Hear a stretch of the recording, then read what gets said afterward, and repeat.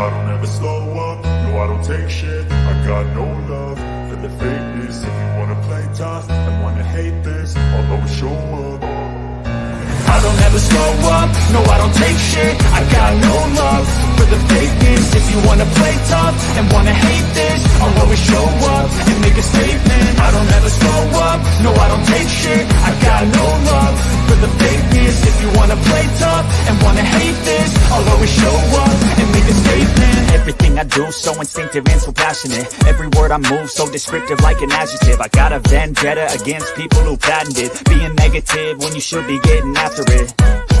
I got facts over tracks, this and that. Spitting slow, spitting fast, I could roast, I could gas. Think I'm okay at last, but I don't know if that can erase all the past. And the pettiness, a reflection of the emptiness. Hilarious, you think you're worth my time, you're delirious. Mysterious, because you hide behind a fake exterior. Inferior, you know I'll always be a bit superior. Get off of me, this ain't no humble brag. I want you to hear words, you can say them back. I want you to feel free from the chains that last, and to believe in what you got, it was built to last, yeah.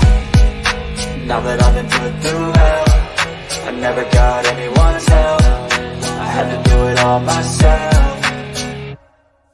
I don't ever slow up, no I don't take shit. I got no love for the fakeness. If you wanna play tough and wanna hate this, I'll always show up and make a statement. I don't ever slow up, no I don't take shit. I got no love for the fakeness. If you wanna play tough and wanna hate this, I'll always show up and make a statement. Gonna learn the consequence of being incompetent. Mental health is confidence, dreams and some honestness. I'm not here to save the day, that's for you to take away. I could play a million mind games, but instead I say something not illogical, something that is topical. Rub it on and watch it go, make yourself unstoppable. Dreams are irresponsible, but they're always possible. If you just believe, you could be so remarkable. Thoughts in my head, a collage and they spread. I'll be great one day, going off of my meds. No, I'm not giving up, no, I'm not giving in. I will make it to the top, taking off in the wind. I gotta make it, I'm saving every day to taste it. I'm patient, but my mind, it can hardly take it. I'm chasing a dream that I've had for several ages of vacant. Modern kingdom for the taking. Now that I've been put through hell, I never got anyone's help. I had to do it all myself. I don't ever slow up, no I don't take shit. I got no love for the fakeness. If you wanna play tough and wanna hate this, I'll always show up and make a statement. I don't ever slow up, no I don't take shit. I got no love for the fakeness. If you wanna play tough and wanna hate this, I'll always show up and make a statement. I don't ever slow up, no I don't take shit. I got no love for the fakeness. If you wanna play tough and wanna hate this, I'll always show up.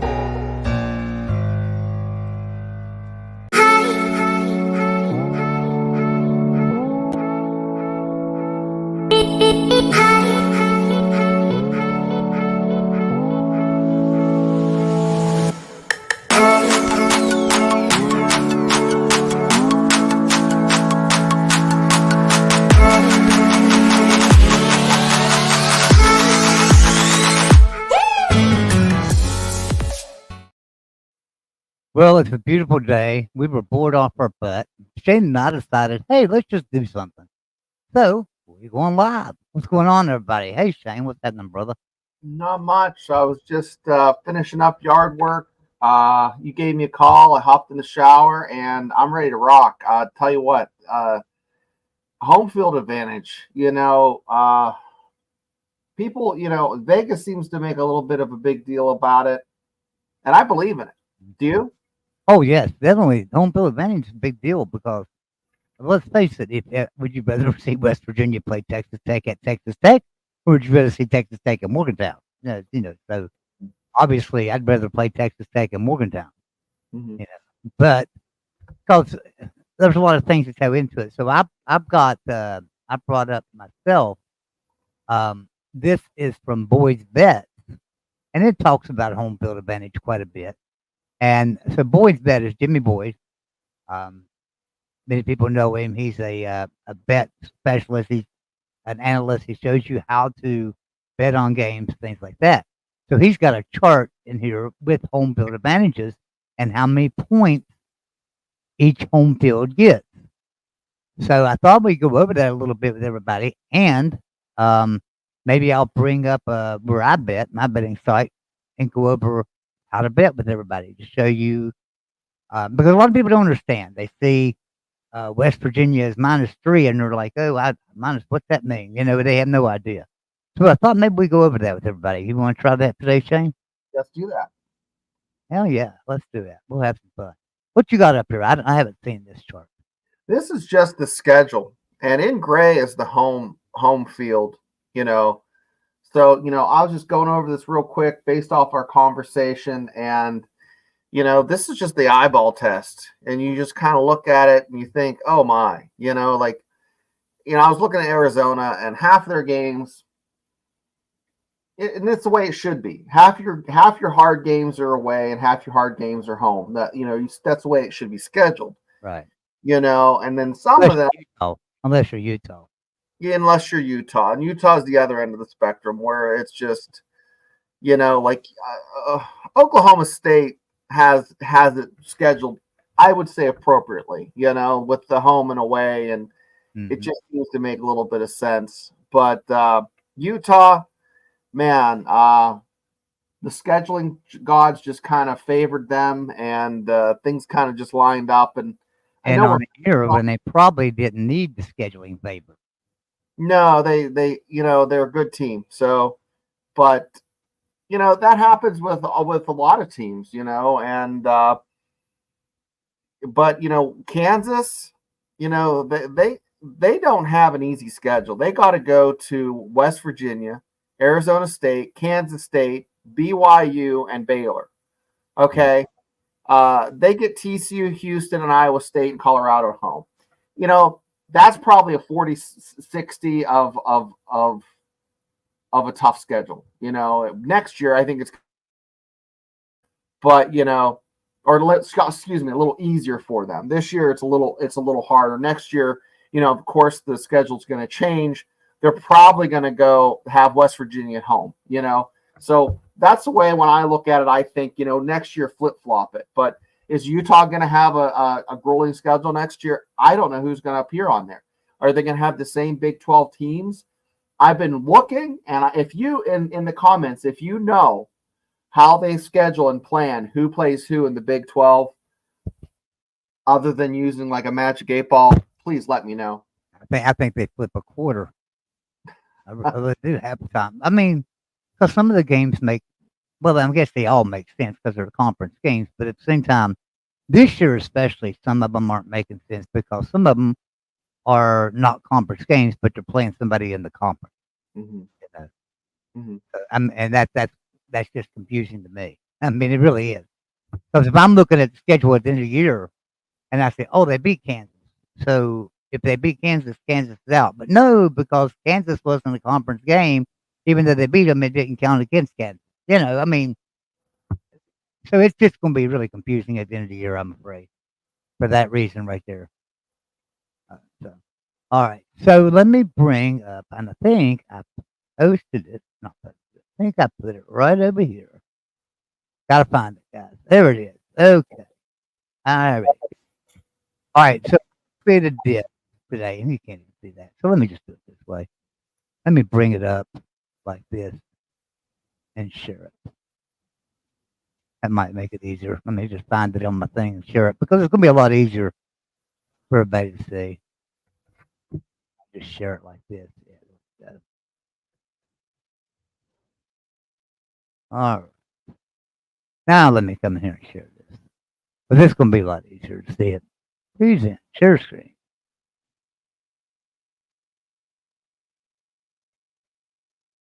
Okay. So now you see that? I do.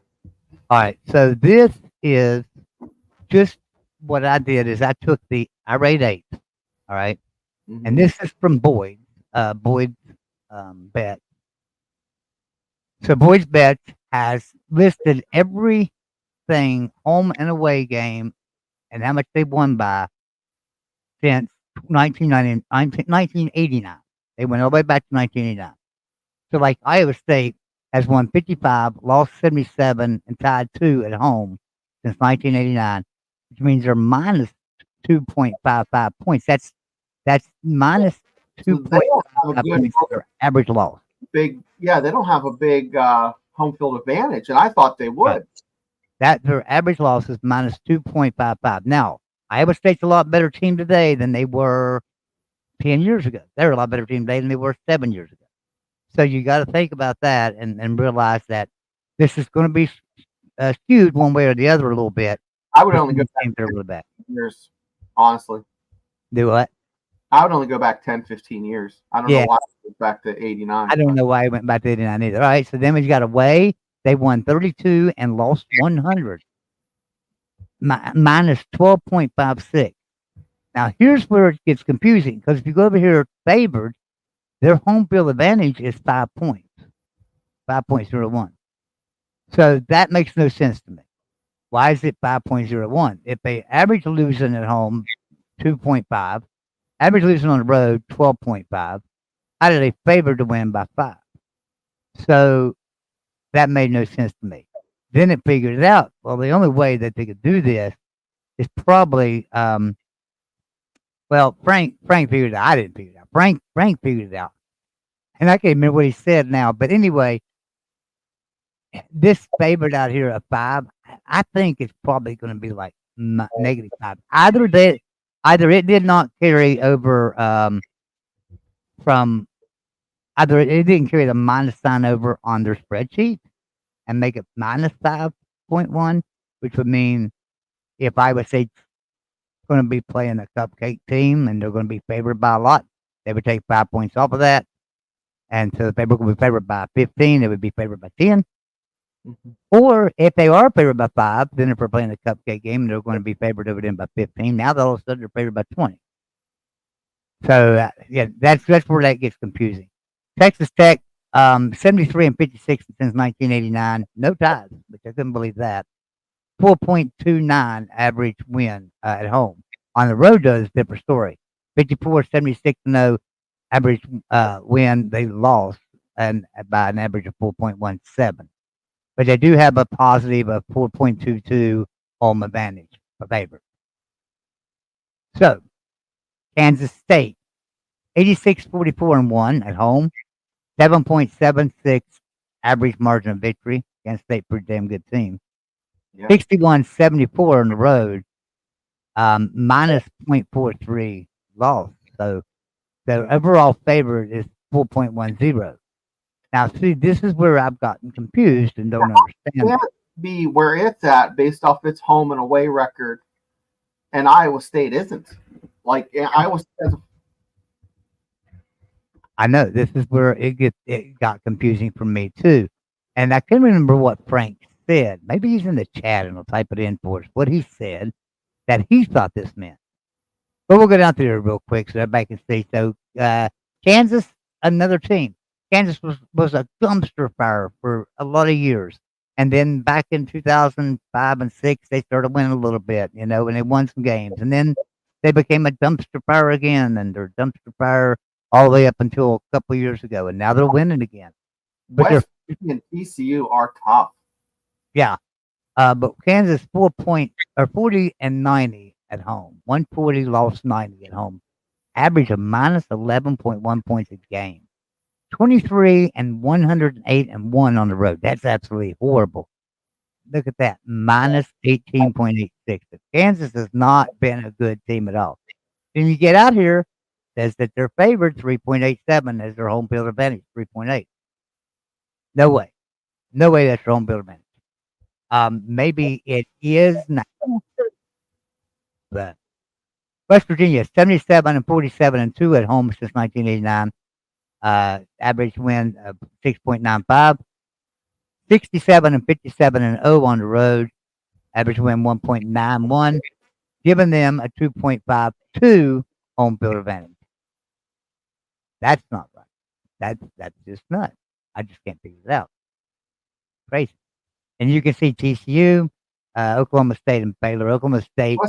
West Virginia, TCU are the only teams with the good away records. Like right. Yeah. Everybody else has a losing record on the road. I believe I've seen everybody.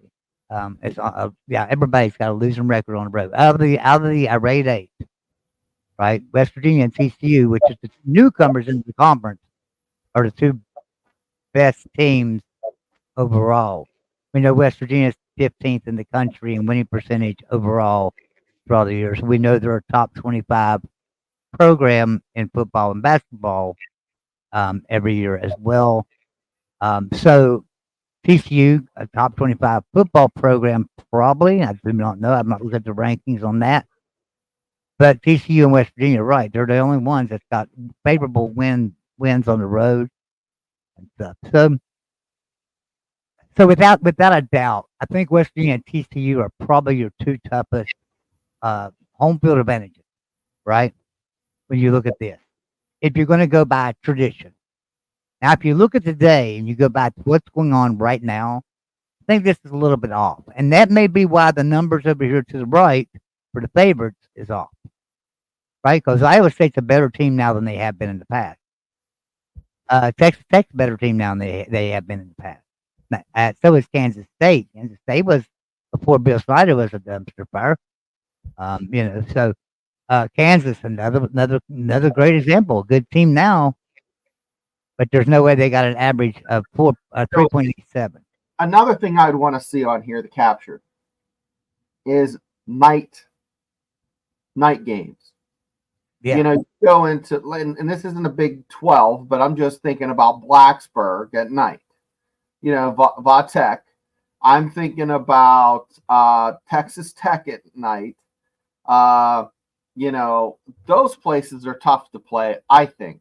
But, I'm not a coach. I'm not a player. I'd love to talk to some folks and see what they think. Yeah. So, TF, thanks for coming in. And TF called me just now, and I had to send him to the FU button. Sorry, TF. Call me after the show, or I'll call you back after the show. So anyway, all right. Now, I'm going to stop sharing that because that tells me absolutely diddly squat. Yeah. Right? It really does. But there is one good thing about this. The average home field advantage for every team in the country is about 3 points. Yep. And you could pretty much say that's going to be what the give and take is on any given Saturday. So Penn State's coming to West Virginia. When Vegas drew their line, the first thing they did was gave West Virginia 3 points. It was 3-0 in favor of West Virginia. Then they figured up their line. Now, I think last time I looked, they were 12-point favorites, 12.5-point favorites. That's after the 3 points got. So really, there would be 15-point favorites if we went to Penn State.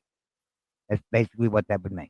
And honestly, Joey, I would think it would be 10 points. Because I would think it'd be less than 2 touchdowns, minus 3 points. That's where I would put it. But there's another thing too. So the Georgia Clemson game, Georgia's favored by like 15 over Clemson.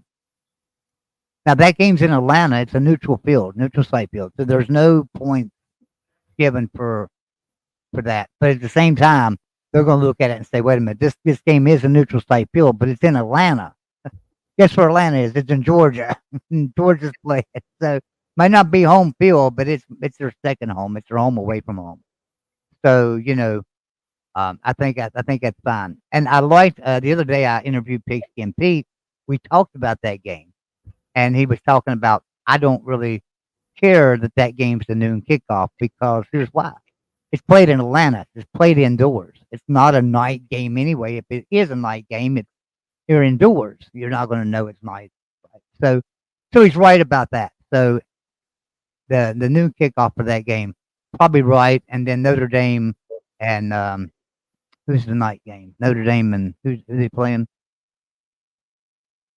Oh I my know Fresno State and Michigan are playing at 7:30 at night.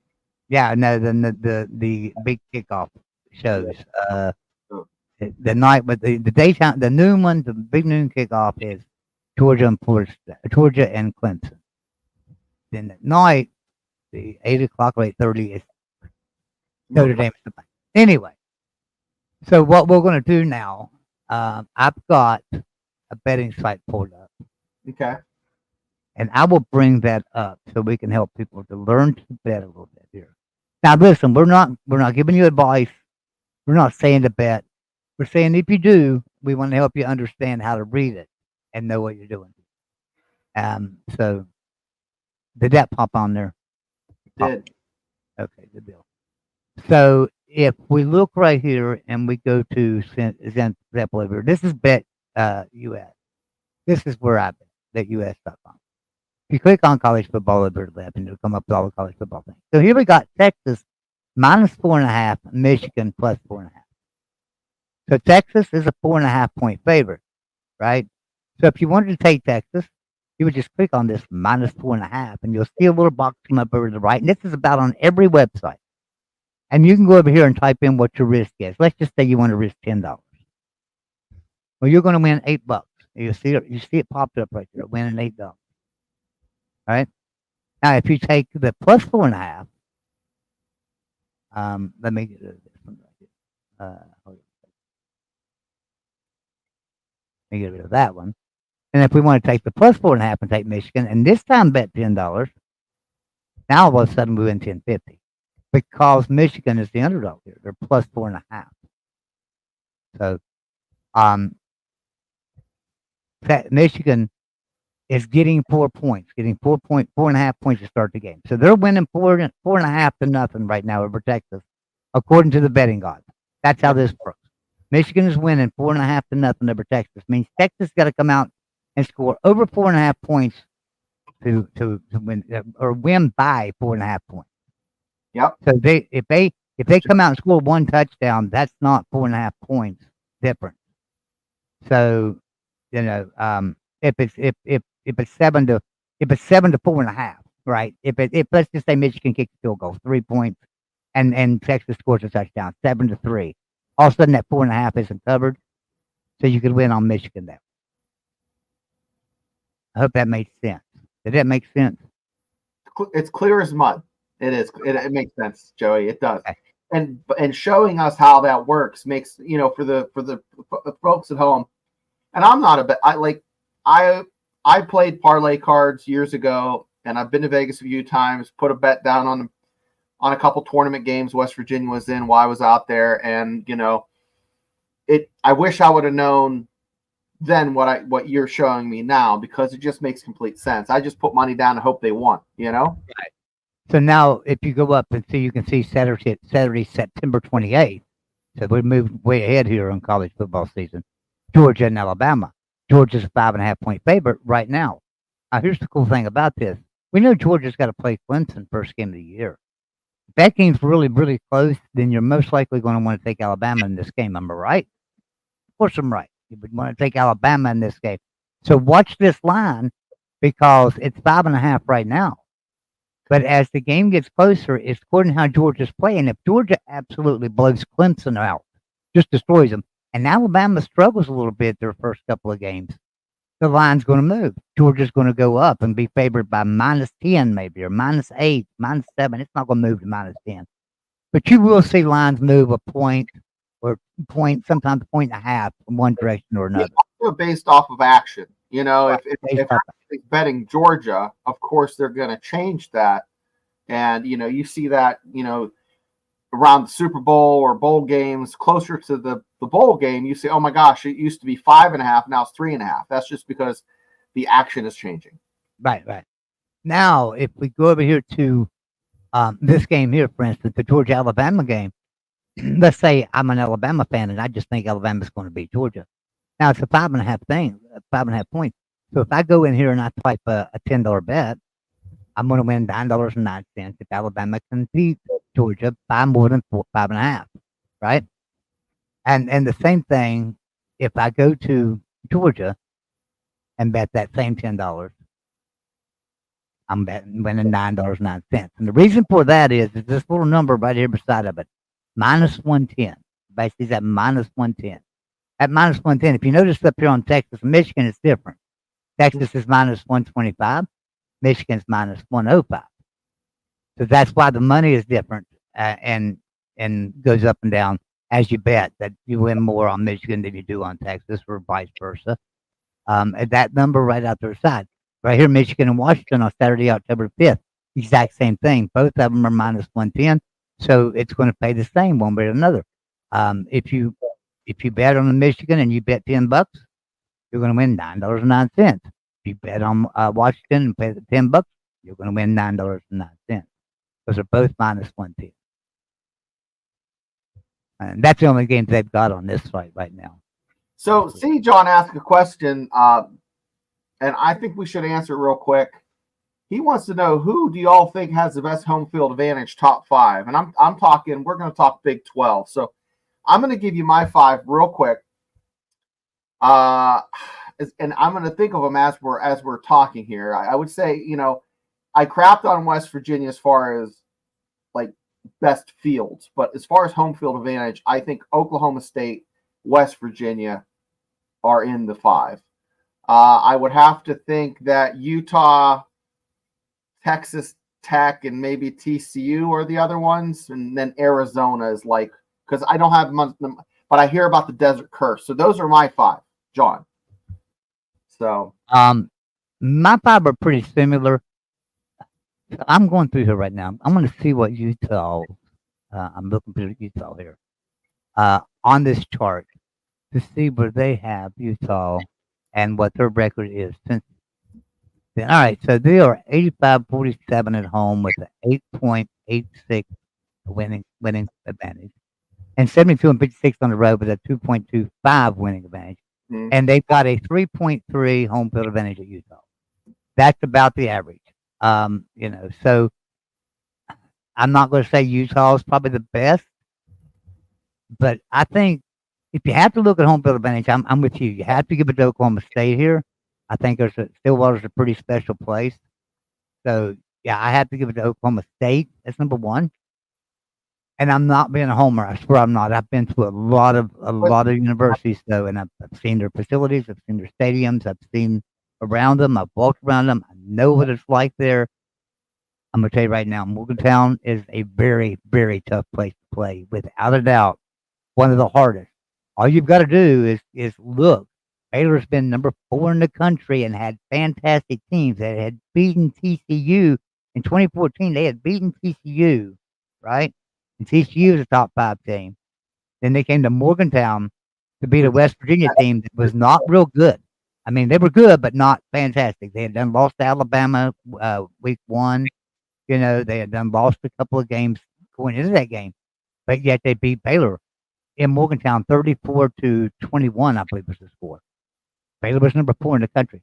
That home field advantage means a lot, especially in Morgantown. So, but I would think it's Oklahoma State, Morgantown, and then I'm going to go with TCU at number 3. And the reason why is looking at their home field advantage on this chart. It's out of the world. I mean, they're really good. So I have never been to TCU, so I can't judge it as far as atmosphere. But it does look like a pretty electric atmosphere from what I've seen on TV.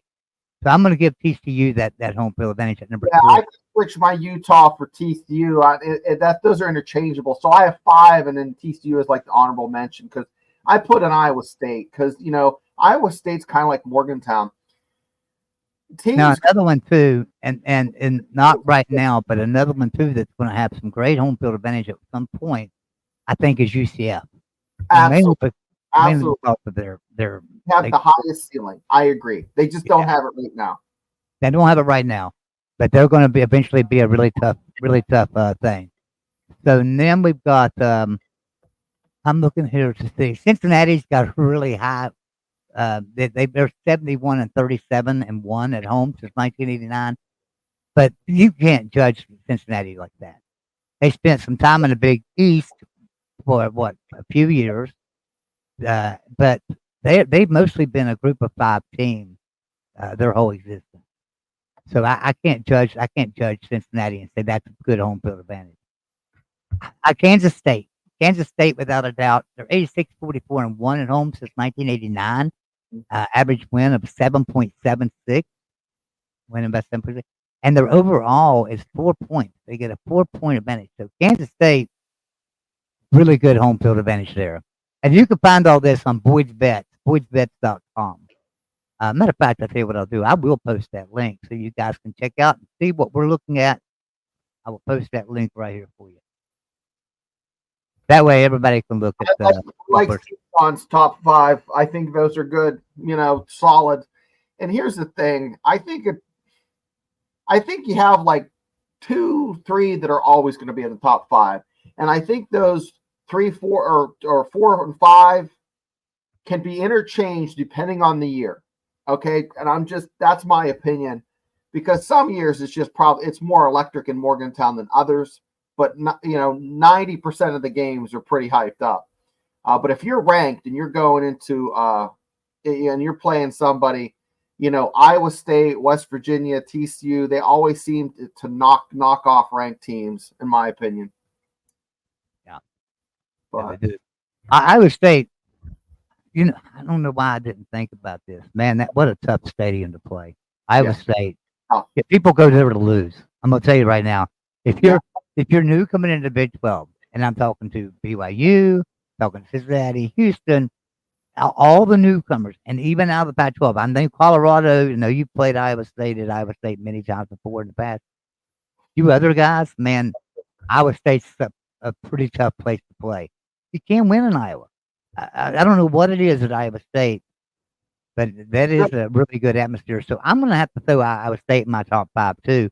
I may even have to bump them up or like number 2 and put West Virginia back to number 3. Use mine and put them in there, but I'm going to do like we did with Mike Ostie. Which would you rather? Okay, and if you're a head ball coach and you're top 10, what are the 3 teams that you don't want to go into their stadium and play in November? Go ahead, Joe. In the Big 12.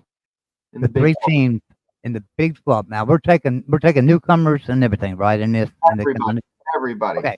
So the 3 teams I do not want to go into and play right now. I'm gonna have to say number 1, just because of the factor of Deion Sanders is Colorado right now. Because when you go in there game 1, right? Like if it's an early game. Now listen, if it's later in the season and they're horrible, yeah, send me to Colorado. But if it's game 1. And you're a top 10 team, you don't want to go to Colorado and play beginning of the season, end of the season. So you're a ball coach and you're saying, okay, we're not scheduling this athletic director. Sorry, but if you can get me off of this guy's schedule, I'm taking him off. So if you have to look at the schedule all the way through, and you're looking at things and the teams that are going to be good and year in and year out. Without a doubt, in the Big 12, I would have to say you're worried about Utah. You don't want to go to Utah. You're worried about West Virginia. You're worried about Morgantown because Morgantown's just a rowdy place. You're worried about safety and everything else going to Morgantown. Honestly, not as bad as it used to be at all.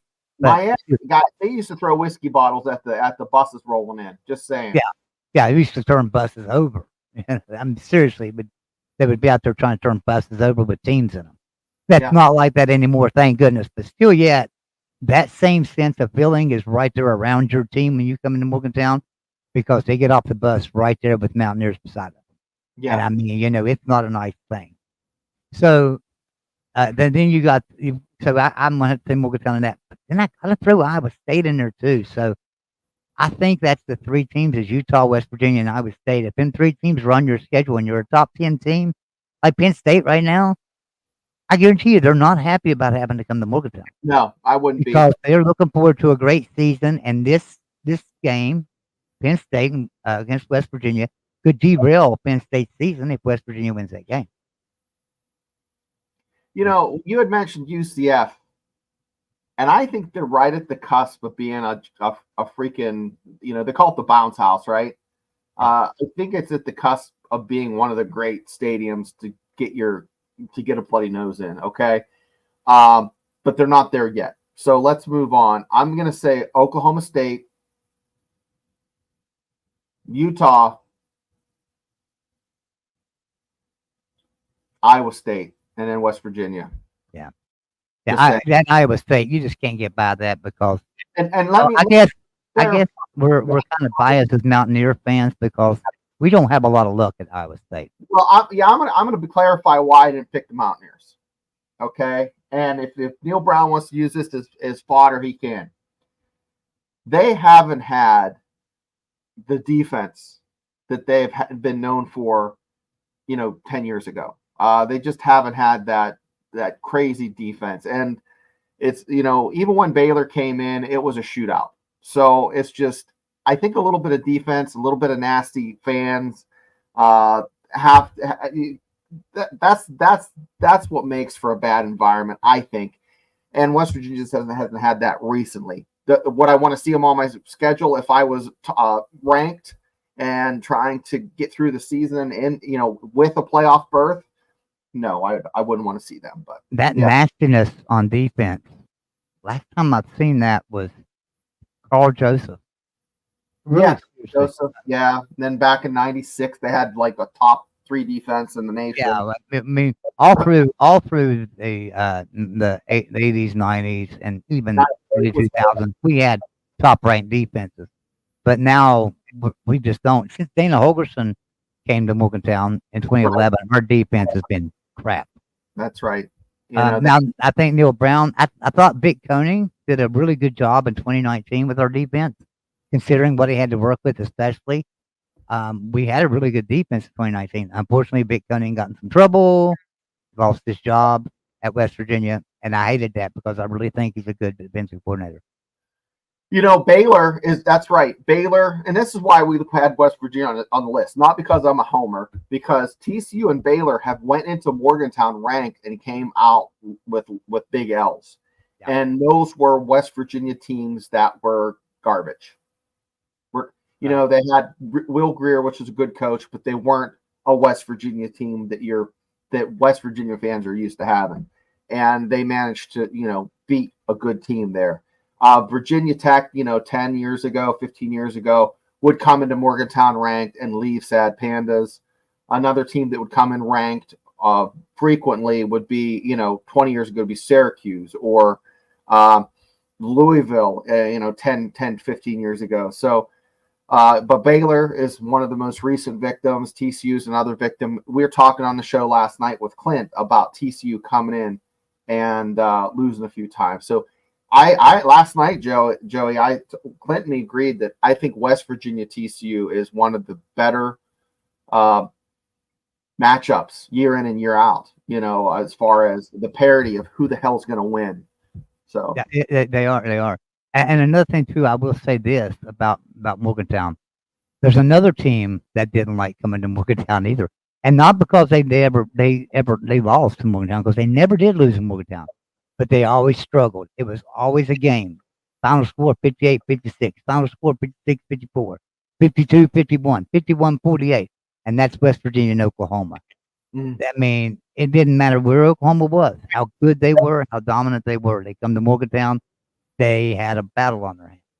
And it goes to that, like the question I always pose, the what if, I would take those losses if I can still have that Fiesta Bowl victory, right? Yeah. It'd been nice to have a couple of those be victories, especially 2018. I felt like we were a much better team than Oklahoma in 2018. Dirt ball.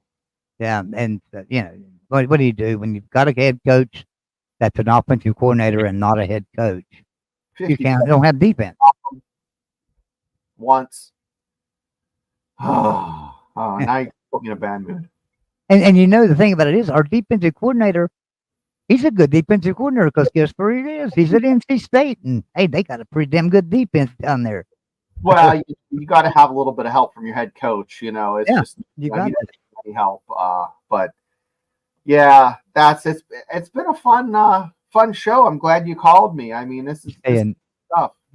He's saying there is in a state the desert does weird things. Just that's 2019 Oregon. That's true. The desert does do weird and things. that's why I had put guys, I hear that about Arizona State and Arizona, that it's just the desert curse. I don't know. I think Oregon always has a game where they just play like garbage, and they just it's just a Pac-12 thing. I think, also because I think there's always a few teams there that improve a lot during the season. Oregon State's a team that comes to mind, or UCLA. They have the talent, and they just never really quite get there. USC is always really good, recruits really well. But I was just looking at Colorado's transfer portal pickups. They have a 5-star, a bunch of 4-stars. If you are half a good of a coach as you say you are, prime time, you should have 9 wins. That's the problem, though. He's taken 53 players out of the portal just this year. 53 players. I mean, think about that. Most teams haven't taken 53 players out of the portal since the start of the portal. So it's crazy that in 1 year you take 53 players out of the portal and expect to build a team. You're not going to build a team like that. You got a bunch of good players. He does. He's got some fantastic players. They're not going to have time to gel. There's a connection that's got to be made between quarterbacks and wide receivers, and quarterbacks, running backs, and offensive linemen and quarterbacks. They got to know where each other's going to be at all times. That takes time to learn. Sure, they started hot and then they just kind of crapped out. You would think the opposite if they were just all a bunch of newbies. But if anything, they might start cold and then get hot if they play together. If that's what you think is going to happen. But I don't know. I think even if he wins 9 games, he's moving on. And if he wins 6 games, he's moving on. And I mean, he's either getting fired or he's getting hired. And that difference of 2 or 3 wins is the difference of him moving into the SEC or Big Ten. And I would be interested to see who would pick him up. Would a Northwestern pay the money to get him there, or Vanderbilt, Arkansas? Can you imagine Deion Sanders at Arkansas? I think if Deion leaves Colorado, in my opinion, I think it's going to be for Florida State. I don't think he would go if it wasn't Florida State. I really don't. That's just me. I like this one right here. Sports Talk with all says, just playing in Stillwater at night scare you guys. Scares the mortal hell out of me. Yeah, I don't want to go to Stillwater at night. I don't want to go to Stillwater in the day. I mean, just don't. It scares the hell out of me. That and Iowa State are 2 road games that, man, when I pick up that schedule. Oklahoma State are the 2 that I just want to stay the hell away from. Because, guys, listen, it's a combination for West Virginia of travel, too. Travel and a hostile environment. I mean, those things just a recipe for getting your ass kicked. And see, John, he is saying over and under. Oh, I just hit it again. Over and under for Colorado is 6 wins. Yeah, they're kind of sitting right where West Virginia is because they have a little bit more favorable schedule. They have to go to Nebraska, guys, for a non-conference game, and Colorado State. So Colorado State and Nebraska are tough places to visit. Colorado State's not that great. They're usually not that great, but they always play Colorado close. So, and I wouldn't want both of those games to be away games, and unfortunately they are. They have NC State at home to start off the season, and NC State is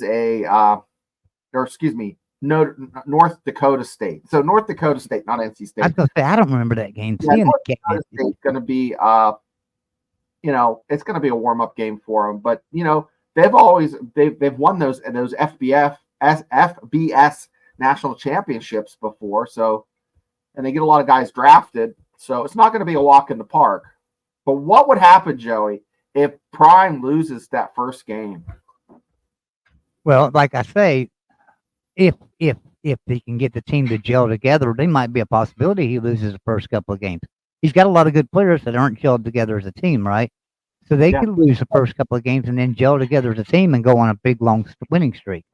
That could happen. I don't see it happening, but it could. Last year, South Florida or South Alabama, they lost to South Alabama and then turned the ship around. Yeah, You never know. Utah No, has that's plus Utah. 6 for Colorado, though. I can't get there. I can't get the 6 wins. I got to take the under. Matter of fact, I've already taken the under on that, and yeah, so I couldn't get the 6 wins for Colorado. Yeah. Yeah. Oklahoma State not good on Halloween night. I don't know if any place is good on Halloween night. I don't know if anywhere in the Big 12 or SEC or Big 10 or ACC I'd want to play on Halloween night, to be honest with you. It seems to me like, I think it was Halloween night when you're in Blacksburg, Virginia. We played Virginia Tech on Halloween night. And I went to that game, but wow, it was a pretty crazy night. We won, though. We I did went to beat. the Rutgers game, West Virginia Rutgers, maybe 20 years ago on Halloween. So, yeah, that's what he was just saying. Faith, that North Dakota State's not nothing to sneeze at. Yeah. Known as this close. She, this is the girl by blood. Yeah. I like the one a while ago. Somebody was typing something, and Faith. Oh, okay. Maybe that's what you was going to type, and then hit enter by accident or something. But somebody said something. Oh, yeah. Faith said that when you live in what was once the Pac-12 country and have been an SEC fan your whole life, you have allegiance to the Big 12 by virtue of maternal grandfather. Yeah, that's right. You've been grandfathered in. That's great. I love it. I love it. Yeah, we were bored guys. We didn't have nothing to do. I mean, we were sitting around. I've got some stuff I need to do, and I need to go do that. But I was like, an hour live show. Hey, just a spur of the moment. Let's just see if anybody else is just hanging out like I was. Yeah. I'm studying football, and I was actually going to make a video on this right here, the home field advantage, and decided, you know what? I'm not going to make a video on this. Let's just go live and talk about it. I mean, I'd rather hear everybody's opinion on this. So if you're in the chat, and I know a lot of you did, give me your top 5 home field. Who's got best home field advantage in the Big 12? The top 5 places you don't want your team to play. If your team is one of those teams, think of the team that you do not want to play. Because I know you want to be a homer and say, I'm an Iowa State fan. We're going to throw Iowa State number 1. Look at yourself as an Iowa State fan and put them number 2, and put the team you don't want to play at number 1. That's what I'd like to see. Yeah. Because look, it's okay to be Iowa State and be a homer and say Iowa State's got the best home field advantage, because I'm not going to disagree with you. Iowa State's got a great home field advantage, so I couldn't disagree. But just take your homer hat off for a second. Put them at number 2. Who do you not like to go see? Yeah, your hall pass. Right. But yeah, and Stillwater is the same way. I just take going to Stillwater. But another thing too, and I think it showed too, last year, I didn't like going to Penn State. But I do know, and I've been watching Big 10 shows and Penn State shows for the past month. They are not wanting to come to Morgantown. I watched a Big 10 show this morning that talked about biggest games of Big 10. You will not get a fan to say that. You will not get a Penn State fan to acknowledge that. You won't.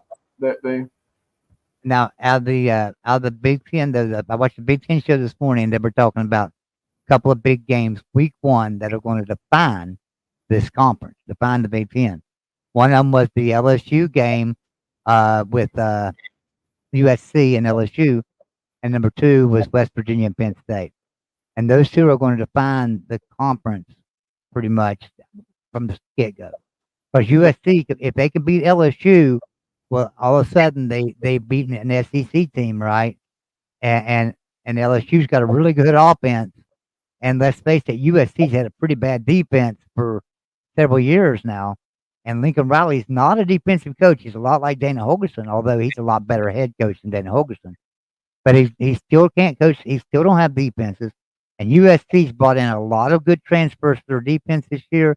They've made a lot of changes on it. Are they going to be able to stop that LSU offense? If they can stop that LSU offense, they've taken a major step in college football, and USC's going to be a decent team this year. Same way with Penn State. They got to come to Morgantown. Listen, guys, it's not going to be enough for them to get out of Morgantown with a field goal at the end of the game, winning. It really isn't. That's not going to look good for Penn State to just have to kick a field goal at the end of the game to win it and walk off the field. Now they're going to look at it that way and be happy they got a victory, and by game 4, everybody's going to forget about it. But it will hurt them in the rankings and in the pollings all season long if they do that. If they was to just barely get by West Virginia, they need to come to Morgantown and make a statement. They need to get out there with at least a 7-point win, I think, to say Penn State's a top 10 team. Yeah, I say 10 points. I mean, if they win by 10 points, I give Penn State the nod. But if they come out with a field goal or a touchdown, I'm just gonna say, I don't buy it. Especially if they're gonna, that conference where Penn State's still gonna be middle of the pack. I mean, they're like the third, maybe fourth best team in that conference. But going to the LSU, for USC, LSU is probably. When the Florida Gators are good, it's tough to go play in the swamp. But I would have to say LSU would be definitely in the top 3 for where I don't want to play. And then if we're ranking them in the country of places I would not want to play, LSU is probably number 1. Yeah, absolutely. And then here's the thing. My favorite place in the world, and I'm talking Asia, Europe, to eat. And it's not New York City, it's not Chicago, it's not LA. It is in Baton Rouge. Eat your face off, gain 15 pounds in 3 days. That's the place to do it. Fans are fantastic. When LSU fans came up and tailgated in Morgantown a few years back, they were class act. And when you're down there, they treat you like they're your family, and if you're probably in the SEC, not so much, but but if you're playing ball, not so much. You don't want to go down there and play. But just saying.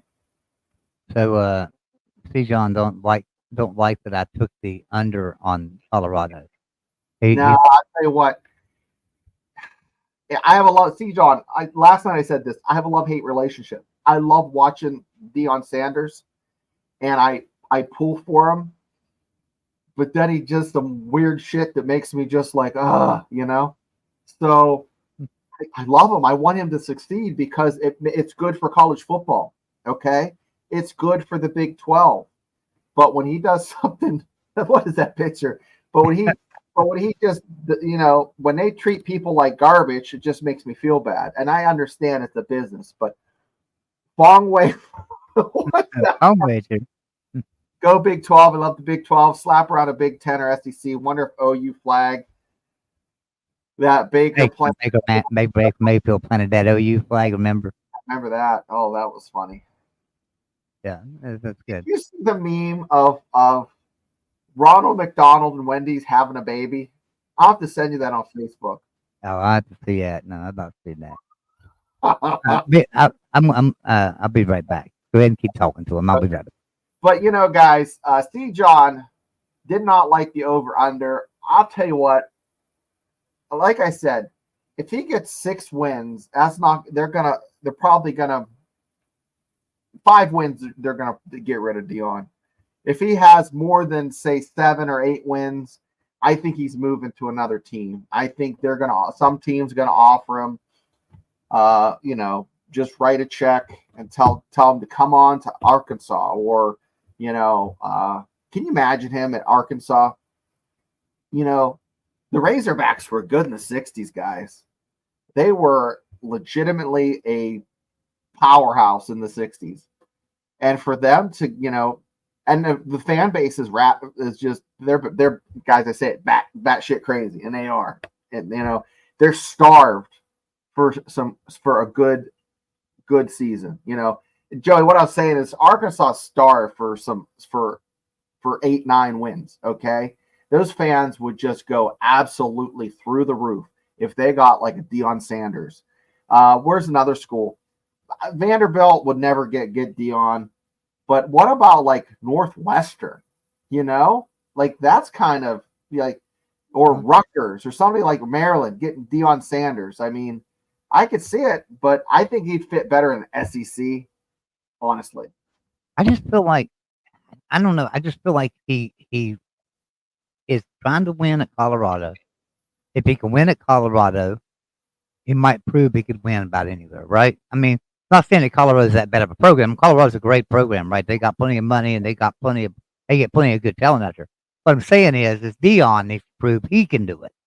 I don't mean Colorado needs to prove they can do it because Colorado can. It's not a Colorado thing. It's the fact that if he wins 8 games, he's going to be making some money. Okay, guys, because they have to play Colorado State, Arizona, they have Cincinnati, then they have a bye, and then they have to go to Texas Tech, and then they finish up with Oklahoma State at home. So that's so right there. So say they lose to Oklahoma State, I lose to Kansas, they finish up with 2, and then Utah. So the last 4 games are 3 out of 4 of those are losses.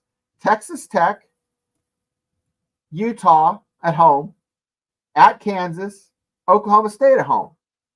Not to mention, middle of the season, they have UCF or Baylor, UCF, and Kansas State. They have Nebraska on the schedule too. They don't have an easy schedule, guys. They don't. That is it. The only thing worse than having Texas Tech, Utah, Kansas, and Oklahoma State is at least they mix it up with home and away. I went ahead and dropped the link. If you guys want to come in and hang out with us a little bit, I don't know how long Shane can stay, but I'm in no hurry. If you guys want to hang out, I mean, we don't have to even just talk football. You can come in here, let's just talk. For a second, I'll pop right back on. Okay, just come on in here, and we can just sit and hang out and talk. Trevin Pools, you still around? Are you listening? Come on in, Trevin Pools, hang out with me a little bit. Let's have some fun. Hey, we might even play a game if you guys want to. But anybody would like to come in and hang out with us, come on in here. There's the link. You won't have to have your camera on, but you will have to have your camera on in the back room. Just to show me you're a real person. Let me know that you're a real person and wanting to come in. So, anybody would like to come in, come on in. We'll love to have you. Now, on to one more subject here. This, let me find it. I don't want to talk out of my head here. Let me find it here. Sorry, guys. I'm trying to find it. Big 12 expansion. All right. So now I'm watching. I'm not watching. I'm seeing a video right now that's catching my attention. It says North Carolina has expansion Big 12 revenue, not Big 10 SEC. And that's probably right. North Carolina probably would dip more into Big 12. But with their academics and their basketball program, would be perfect in the Big 12. Their basketball program. Academics, they fit in the Big 10. And so I was talking to Pigskin Pete yesterday. I had an interview with Pigskin Pete. We talked about Clemson football. We talked about the conference realignment. We talked about the Big 12. I was going to post that on this channel, but then decided to put it on the Clemson channel. And it's not posted yet. It's been edited. It's ready to upload.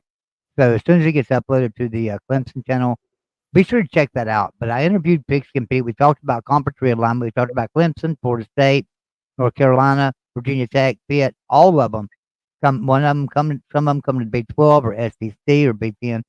And we talked about also what he felt like about Clemson this year and what kind of record they would have. And I got out of him to go down through there.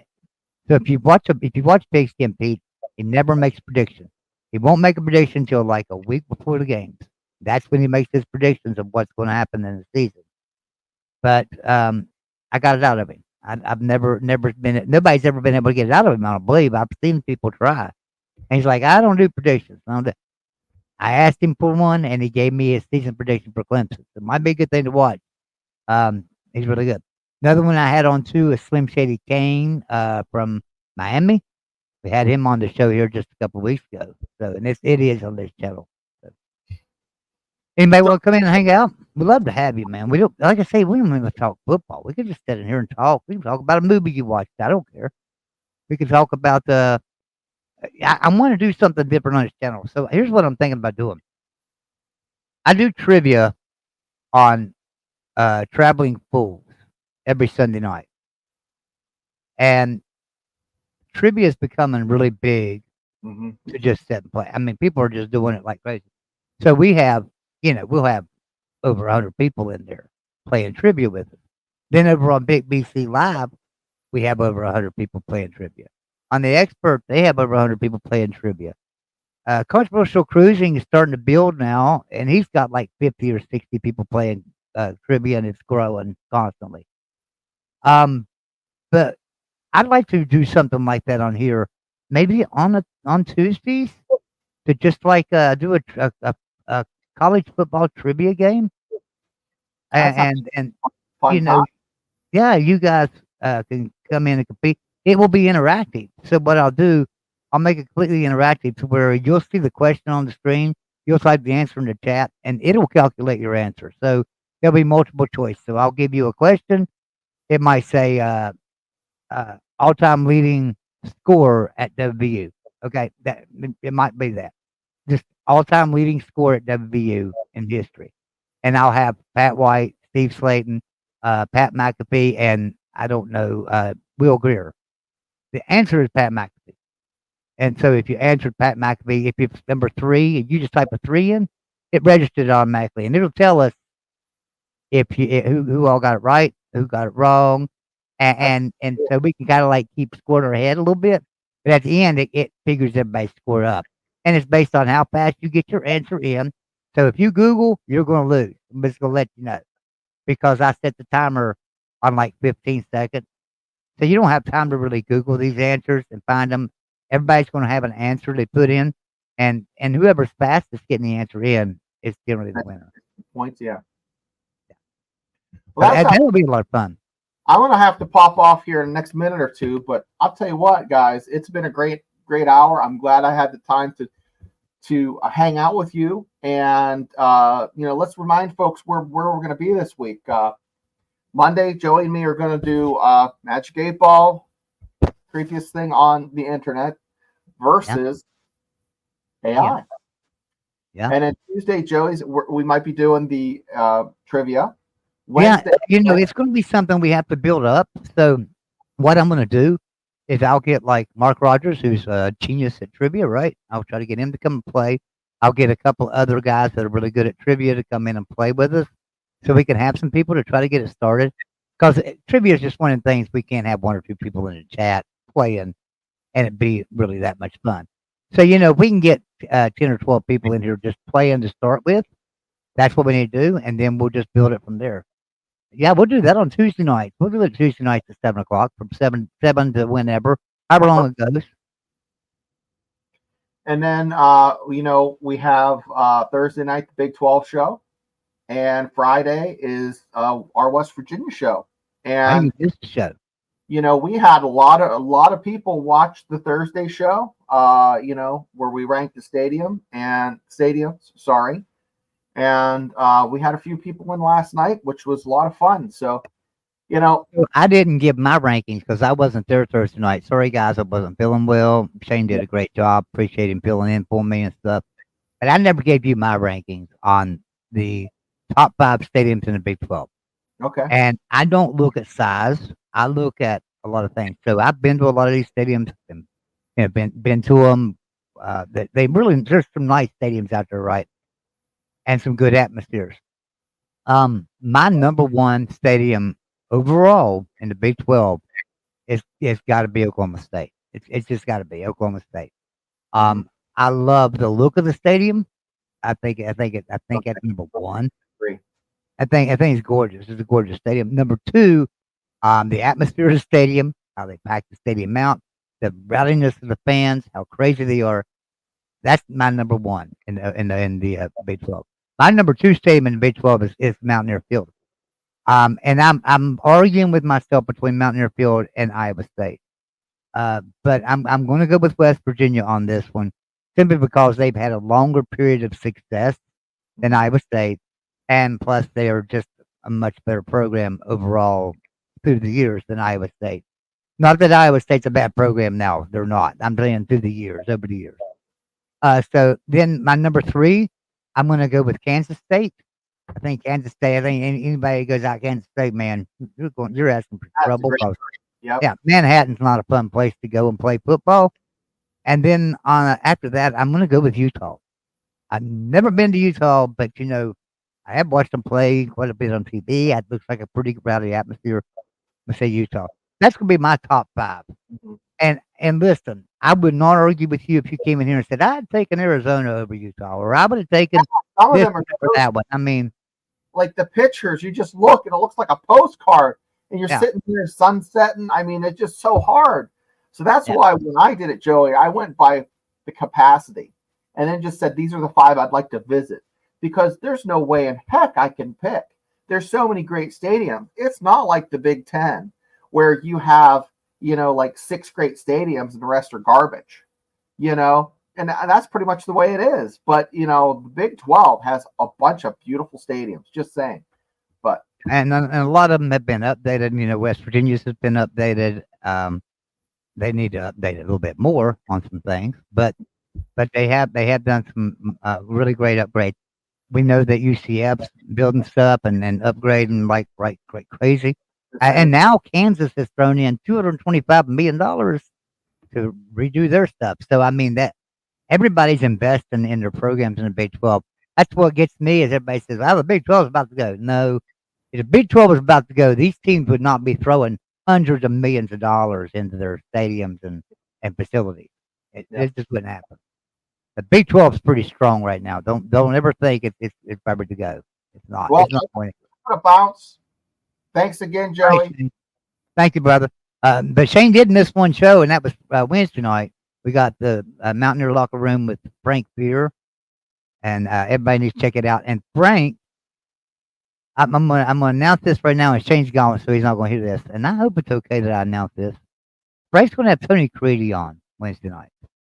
So Tony Creedy will be on Mountaineer Locker Room on Wednesday night, and then he's going to he's working on getting the former basketball coach, not Bob Huggins, the other one.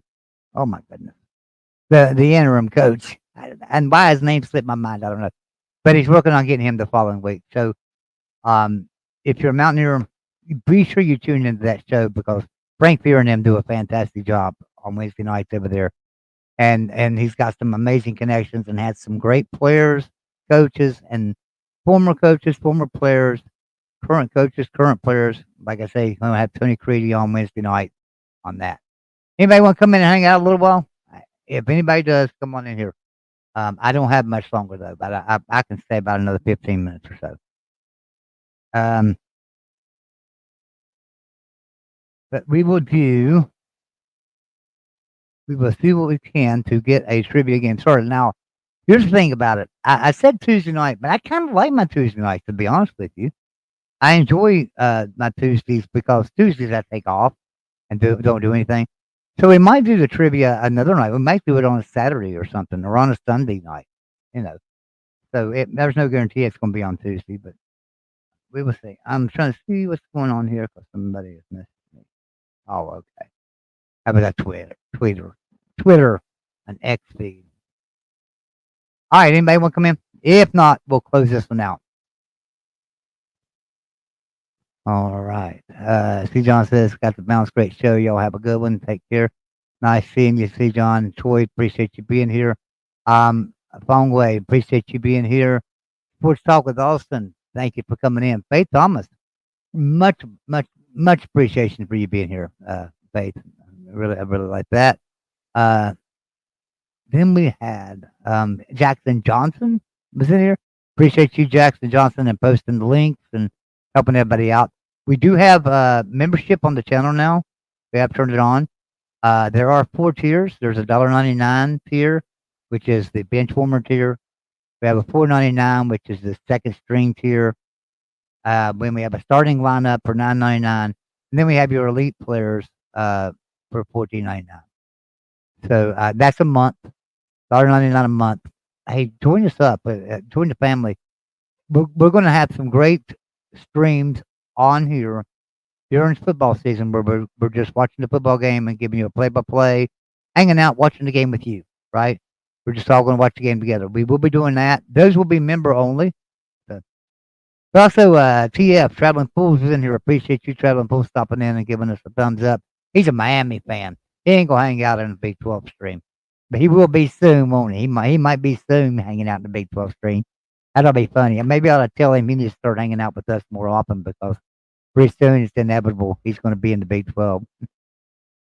All right, guys. I appreciate everyone that's come in and hung out with us tonight. And, we really appreciate you. I'm going to give you let's see. Let me see. I was going to give you an outro. Here, let's see. I tell you what, let's just go with this outro right here. Y'all have a good night, and we'll see you next time. I don't ever slow up, no I don't take shit. I got no love for the fakeness. If you wanna play tough and wanna hate this, I'll always show up. I don't ever slow up, no I don't take shit. I got no love for the fakeness. If you wanna play tough and wanna hate this, I'll always show up and make a statement. I don't ever slow up, no I don't take shit. I got no love for the fakeness. If you wanna play tough and wanna hate this, I'll always show up and make a statement. Everything I do so instinctive and so passionate. Every word I move so descriptive like an adjective. I got a vendetta against people who patented being negative when you should be getting after it. I got facts over tracks, this and that, spitting slow, spitting fast. I could roast, I could gas, think I'm okay at last, but I don't know if that can erase all the past. And the pettiness, a reflection of the emptiness. Hilarious, you think you're worth my time, you're delirious. Mysterious, because you hide behind a fake exterior. Inferior, you know I'll always be a bit superior. Get off of me, this ain't no humble brag. I want you to hear words, you can say them back. I want you to feel free from the chains at last, and to believe in what you got, it was built to last, yeah. Now that I've been put through hell, I never got anyone's help. I had to do it all myself. I don't ever slow up, no I don't take shit. I got no love for the fakeness. If you wanna play tough and wanna hate this, I'll always show up and make a statement. I don't ever slow up, no I don't take shit. I got no love for the fakeness. If you wanna play tough and wanna hate this, I'll always show up and make a statement. Gonna learn the consequence.